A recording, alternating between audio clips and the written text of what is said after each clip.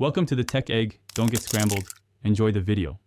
In this video, I will explain how to make tacos puree at home. First, let's prepare the dough.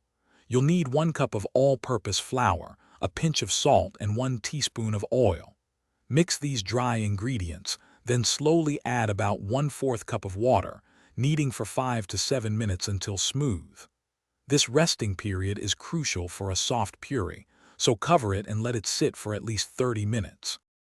Now that your dough has rested, it's time to shape and fry the purees. Divide the dough into 8 equal small balls. Roll each ball into a thin 3 to 4 inch circle. Heat about 2 cups of vegetable oil in a deep pan to 350 degrees Fahrenheit.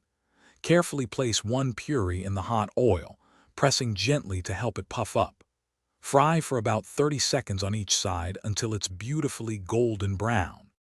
With your purees ready, let's prepare a delicious taco filling. Start by sautéing 1 finely chopped onion and 1 bell pepper until they are soft and fragrant. Next, add 1 cup of your preferred cooked, seasoned ground meat or black beans. Stir in 2 tablespoons of taco seasoning and 1/4 cup of water. Let this mixture simmer gently for about 5 minutes, allowing the flavors to meld and the sauce to thicken slightly. Finally, it's time to assemble your delicious tacos puree. Take a warm, freshly fried puree and spoon a generous amount of your prepared taco filling into its center. Top it with fresh shredded lettuce, diced tomatoes, and a sprinkle of your favorite cheese. For an extra touch, add a dollop of sour cream or a drizzle of your preferred salsa.